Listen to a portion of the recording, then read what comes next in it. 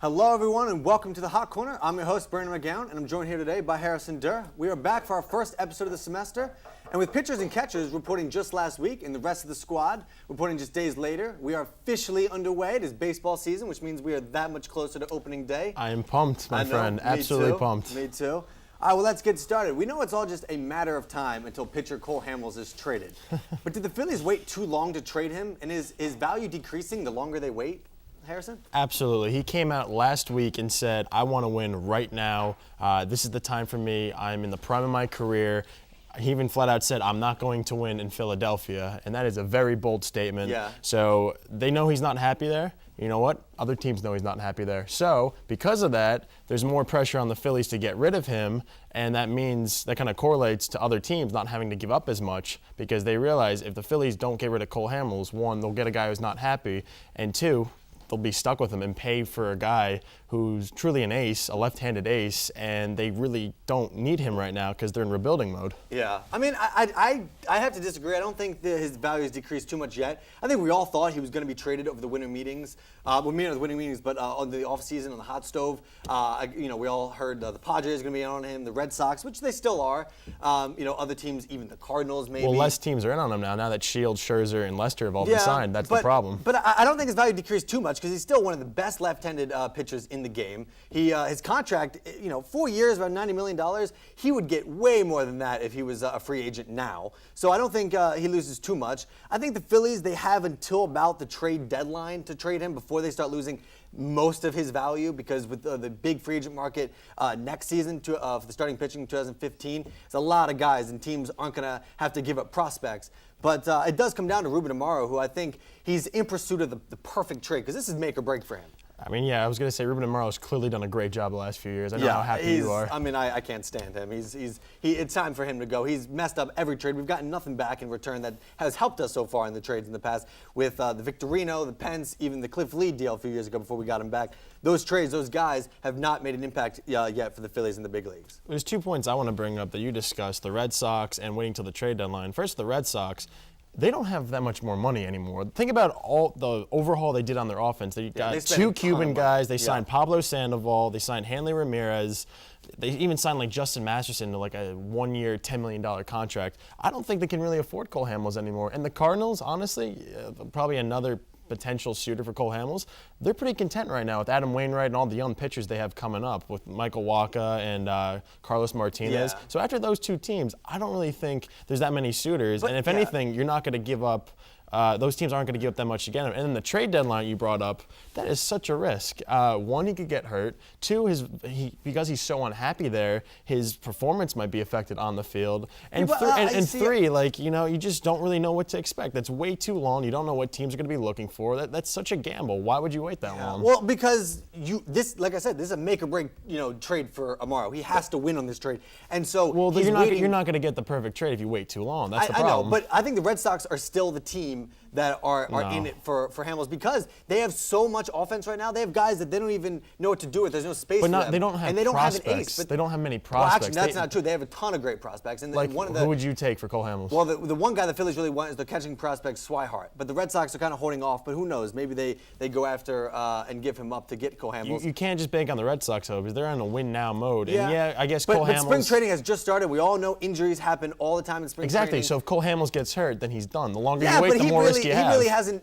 gotten hurt too much in his career. He's 31 though. He's got a lot of innings, a lot of strikeouts on that left arm of his. Yeah. It's like I said, it's I think his value hasn't gone down until the trade deadline passes. Then we're talking a different story. But we'll agree to disagree, my friend. Let's move on a little bit. Let's move on to another starting pitcher in Matt Harvey. He'll be officially coming back this season, returning from Tommy John surgery. So with that in mind, is it a smart move for the Mets to maybe put an innings limit on him this season? Absolutely, you have to. One. Yeah, everyone's going to say the whole Steven Strasburg thing. That's what I was going to bring up. I'm sure you were going to. I just knew it's inevitable. But the Mets have such depth in their rotation right now, even without Syndergaard starting in the majors and Rafael Montero, who's probably going to either be in the minors or be the bullpen. The Mets still have 6 starting pitchers including Harvey. They have Harvey, DeGrom, Wheeler, Colon, and Nice. And then Dylan G, who's, I don't know where he's going to fit since the Mets claim they're going to trade him. So that's 6 starting pitchers. Syndergaard makes 7. Montero makes 8. I don't want to lose Matt Harvey again. That was heartbreaking to lose him. Yeah, and it put them because he was pitching so well before. And it put the Mets a year behind in 2014. What the excitement and anticipation we're feeling now for 2015, we would have felt last year if Harvey was healthy. Especially with the emergence of DeGrom, that not really, even myself, I didn't see. I thought it was going to be Syndergaard, not DeGrom. But now we also have Syndergaard to look forward to. And I'm not saying like a huge inning limit. I'm saying maybe around the All-Star break. Skip a few starts. Yeah. I'm not saying shut him down for the postseason. Yeah, that's what they want to do. They don't want to do Strasburg and shut him down for the postseason. They want to shut him down midseason. The GM, Sandy Alderson came out and said that if the Mets are in the playoffs, he wants Harvey to pitch. Exactly. So he said about 200 innings, including the postseason, is plausible. Mm-hmm. But even that, I mean, when do you shut him down? Because if you shut him down before the postseason. Yeah, but then maybe lose some sharpness, and then getting back going again. Then he has August to get it back. Then. No, I think there's more of an potential for injury if he pitches a full season and the postseason. But I'm saying skip 2 starts. But I never understand 5. this thing with pitchers coming back from Tommy John surgery. He's had like about 16 months, longer than normal for people who come back from this injury. So he's well rested. I think that he's arm 24. The Mets want to make sure they're doing absolutely the right thing, and they don't want to have themselves a Steven Strasburg case where. If the Nationals had him in 2012 in the postseason, they probably would have gone further. Strasburg wanted to pitch, and it cost the Nationals their playoff run in 2012 because he didn't pitch. Because they shut him down for the postseason. That's not what the Mets would do. Yeah. They would do the All-Star break, which is a much better approach. But I just never understand the All-Star break. Who comes up with this number that says, all right, 200 innings is now the magic number. He's not going to get hurt if we do under 200 innings. I say, this injury can happen at any time. What would you do, 250? I mean, what's your point there? Well, I say, okay, maybe 250 is a little much. Let him do a full season, 230. Most people do 230. Let him go. If he reaches 200 and his arm is still fine, what's an extra 30 innings? I don't really see the point. I'd say there's much more of a benefit of a reward than a risk with just giving him 2 starts off. But okay, so it allows Syndergaard. For the Mets, their best chance to win is Harvey on the mound. Correct? Agreed, but it allows Syndergaard a chance to make his major league debut. It allowed Dylan G to make a starter too. Every start they can get from Harvey to win because that wild card, because they're not going to win the division, we don't think. So the Nationals. The wild card is gonna be tough. So every game is gonna matter. But the thing is, skip a few starts, if we put in Syndergaard or Dylan G, they're not really spot starters. Syndergaard is a top of the line prospect, and Dylan G, but he's not on the same level. He struggled last year in AAA. Well, that's what I'm saying. Maybe allow him to make his major league debut, and hopefully it goes well. I believe it will. And if anything, Dylan G is a very safe bet to make a starter too. Yeah. He's had a couple of good seasons for the Mets. Yeah, Harvey's the better guy, but you got to look at the long-term picture here. Again, we wouldn't shut him down for the postseason if we're playing October baseball. We need to think long-term. Last point. This came up with Adam Wainwright. I mean, they're talking about maybe limiting him for at least the spring, maybe not for the regular season. But he said he wants to make every start because every game matters. They just made the playoffs last year by 2 games. Yeah. So if he didn't pitch 2 games, they also won the World Series in 2011 without Adam Wainwright even making a start. Yeah, so he does have injury history. Every single year. But he does have an injury history, so you can't really blame St. Louis for thinking that. Exactly. All right, well, a good topic, something to keep our eye on as the season progresses. But that'll do it for our first segment. When we get back, we'll get into our rapid fire round. Stay with us.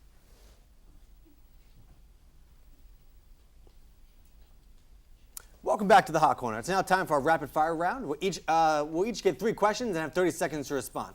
So we're going to start with your questions. Reds pitcher Johnny Cueto, who will be a free agent after this season, has said that he would like a new contract before opening day. Should the Reds sign him to a long-term extension?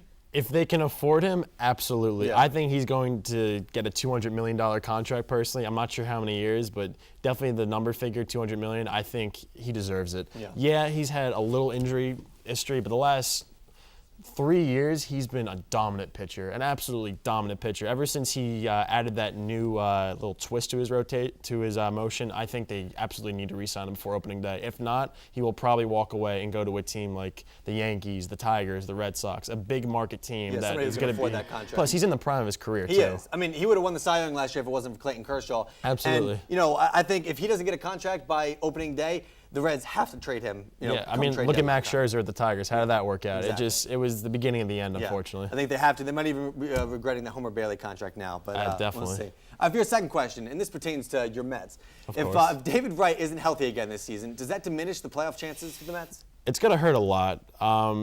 There's so many what-ifs with the Mets, and David Wright's the biggest one this season after, then I think Curtis Granderson. But David Wright's number one. I'm hoping Kadire helps him at least mentally on the field. He's one of his best friends. He grew up with him in Virginia. He played, Little League with him up to high school ball. And if he's hurt, then I don't know what the Mets are going to do. They're going to seriously...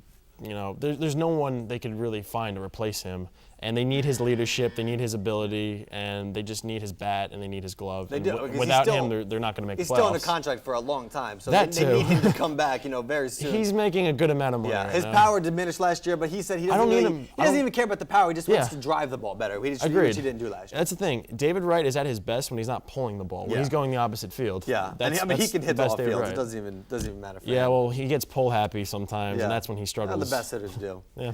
All right, and for your final question, with all the moves that the Padres made this offseason, can they seriously compete with the Dodgers and the Giants in the NL West? Not only can they seriously compete, I am picking them to win the NL West this year. All right, that's a bold prediction. It's a very bold prediction. I said it on a radio show. Now you guys are hearing it here on LTV. I truly believe they're going to win the NL West. Their outfield is ridiculous with Will Myers, Justin Upton, Matt Kemp, and then backups as in Carlos Quinn and Will Venable. Yeah. That's incredible. Cameron Maben.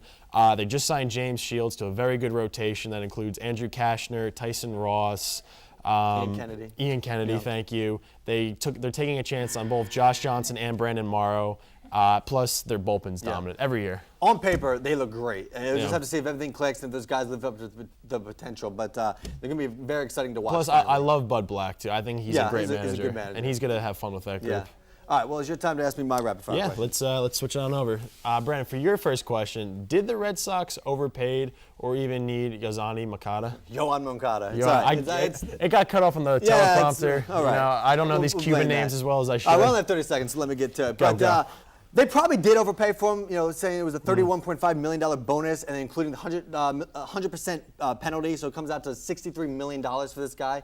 He's only 19, but he's a switch hitter infielder, and he's compared to Robinson Cano. So that's absurd. They're saying he's a 5-tool player. If he lives up to the hype and can make it into the big leagues fairly soon, he's going to have a huge impact. And, the Red Sox, they don't really have a fit for him right now because of all the other guys like Hanley Ramirez, Pablo Sandoval, even Dustin Pedroia. But they will find a place for him if he can hit, and he's just going to be a great acquisition. Yeah, Hanley Ramirez is in left field now, and according to MLB Network, the best left fielder in baseball. He hasn't played a game yet. Exactly. And also with Moncada, it's interesting, too, because he's only 19, yet he'll be making millions of dollars. A 19-year-old here in America, he makes a couple $1,000s. Yeah, the system is kind of broken. I think somebody should look into that. That could definitely be a debate question for next time, just how should that system be adjusted. Yeah. But anyway, your second question, where does Pirates' new Korean star Jung-Hoo Kang play if he has a successful spring? 2 names in a row, you got that one. You gave me all the tough names there. The tough names. But anyway, I think if he has a successful spring, they have to play him at short. The odd man out is probably Jordy Mercer. Obviously, they have Pedro Alvarez at first, Josh Harrison, who was great at third, and Neil Walker at second. But Jordy Mercer didn't really have a great year last year. Only had about 12 home runs. But they paid 16 overall for this guy, $5 million posting fee, and $11 million over 4 years for this guy. He, I know it was the KBO of the Korean League, but he had 40 home runs, 117 games. You can't ignore that. If that power translates here, he's going to be great. And the Pirates, they're not a big market team. They need to use that money wisely, and they need to start him. So I say he gets the starting job. And if he actually brings that power to PNC to fit in with Pedro Alvarez, Andrew McCutchen, and guys of that nature. Starling Marte. It's going to be great. It's exciting. And who's the other guy? Coffee Black. Yeah. Gregor Polanco. Yeah. Definitely a lot to look forward to in Pittsburgh. Yeah. And now for your final question, Brandon, not going to mess up any names here, proud to say. I don't think there are any names in this question. So let's hope I can pronounce Cubs. And for your final question, do the Cubs have a legitimate shot of competing this year? I think they do. I don't think they're going to win the Central like Anthony Rizzo came out and declared. I agree with that. But they have a ton of young players. I have the list right here. They're going to have, Anthony Rizzo, who's now the veteran, even though he's super young. Jorge Soler, Chris Bryant, who's the #2 prospect in baseball. Javier Baez, if he can cut down the strikeouts, he'll be very good. But I like Baez a lot. Starling Castro, Miguel Montero. They brought in Dexter Fowler. They have a lot of good guys. And then for the rotation, John Lester, Jake Arrieta, Jason Hamel. they're going to be a fun team. They have new manager. Especially for you, since your team's going to suck. I know. I'm looking forward to watching. They have Madden now at the helm. They just brought in Manny Ramirez to be like a hitting consultant. Kevin Youkilis, too. If those guys can live up to their expectations at least a little bit, I said they're going to be in the hunt come September. Couldn't agree with you more. I'm actually worried about the Cubs competing with the Mets for one of those wild card spots, so it'll definitely be interesting. Yeah. That's all that we have for Rapid Fire. After the break, we'll wrap things up with Coming At Ya. Stay with us. All right, welcome back. It's now time for Coming At You. We'll each ask each other a question made up on the spot. We'll have about a minute to respond. So, Harrison, we'll start with you. What's your question for me? All right, Brandon. We talked a little bit about Cole Hamels and how he might get traded. Let's talk about another guy that might get traded, Andre Ethier. He came out and said, if I'm not starting, I don't want to play there. And there's a good chance he might not be starting again this year. Yeah, he probably won't because, again, he's the odd man out. Last year, I thought that he deservedly so was the odd man out. They had a lot of guys, including Matt Kemp. But now that they traded Kemp and they have Jock Peterson, their #1 prospect, coming up, he's going to play center field. Carl Crawford's going to play left. So Ethier's the odd man out. And Puig is going to play right. So he's probably not going to win the starting job. He's going to want out. Right. So my question to you is, what's the best possible landing spot for Andre Ethier? I mean, you brought it up on our show earlier today. I think Baltimore is a good fit for him. I mean, they need to make some moves because they haven't really done anything this offseason because of the whole thing with GM Dan Duquette and with the Blue Jays. He wanted to go there. So he hasn't really been focused on his club and trying to make them better. But they lost a few guys. They lost Nick Markakis. They lost Nelson Cruz. It's a lot of offensive production. They lost a lot of offense in that outfield. So they need guys. Adam Jones can't carry that entire offense by himself. So plus Wieters is coming off an injury. We don't know what to expect from him. And Machado's coming off an injury. So you don't know what you're going to get from Chris Davis. So they need some offense. Ethier, when given the at-bats, he can be a solid fit, have some pretty good production. So I think the Dodgers might have to throw in some money because he has 3 years, $55 million left in that contract. But with the Dodgers, I really don't think that's a problem. Plus, you talked about the Dan Duquette thing. That was their biggest offseason focus, a very negative focus, absolutely. And then after that, they signed like Travis Snyder and just recently Everett Cabrera. It's been a very minimal offseason. They brought back Delman Young, who's probably just going to be a DH, can't play the outfield. They need to make a splash for their fans. Those fans deserve it, especially after winning the AL East last year. Make some sort of move. Because that division is still wide open. I know that the Red Sox look favored to win, but it's still open because they don't have pitching. Yeah. Absolutely. But all right, we'll get into your question now. What are your thoughts on the Tigers bringing back Jabba Chamberlain? That's my thought. It is 1 year, $1 million, but I just don't see a place for him in the bullpen currently. I love every other bullpen move they made thus far this offseason. Alex Wilson from the Red Sox with Yoenis Cespedes was a great move. Tom Grossolani had a great year in Milwaukee. Joakim Soria, he wasn't great last year at all, but he was hurt. He even came out and said, I wasn't at 100%. I just really wanted to make the playoffs and just try and give it my all. And clearly it wasn't the right thing for him because he was so dominant in the AL Central, actually, with Kansas City, even a couple of years in Texas. Joe Nathan, Lord knows what we'll get, but we still have guys like Albuquerque and Ian Kroll, who I like a lot. I mean, the Tigers' bullpen has always been their Achilles heel. They seem to upgrade a little bit this offseason. No, I mean, Bruce Rondon's coming back, too, who throws about 100 to 102 miles per hour when healthy. He's kind of very similar to Joel Zumaya, if you remember him from 5-6 years ago. A flamethrower, but could just never, ever stay healthy. But to put Jabba Chamberlain in perspective and, the impact he had on the Tigers, the first half, not too bad. It actually exceeded my expectations. Second half, the fatigue set in. By the postseason, Game 2 of that ALDS, he was it was 6-3 Tigers in the 8th in Baltimore. When he came into the game, every Baltimore fan got on their feet, gave him a standing ovation because they knew how bad he's been, and he proved them right. He blew the lead. He got an even bigger standing ovation leaving that game. They did say that I think that his struggles in the second half were some personal problems. So hopefully that's cleared up now. Yeah, it's only $1 million, so worst case scenario. And if he doesn't do well, they designate him for assignment by May or June or something. All right, well, that'll do it on the Hot Corner. We'll be back soon. But in the meantime, if you're interested in joining LTV, like us on Facebook or email us at ltv@tcnj.edu. For Harrison Duhr, I'm Brandon Magown. Have a good one.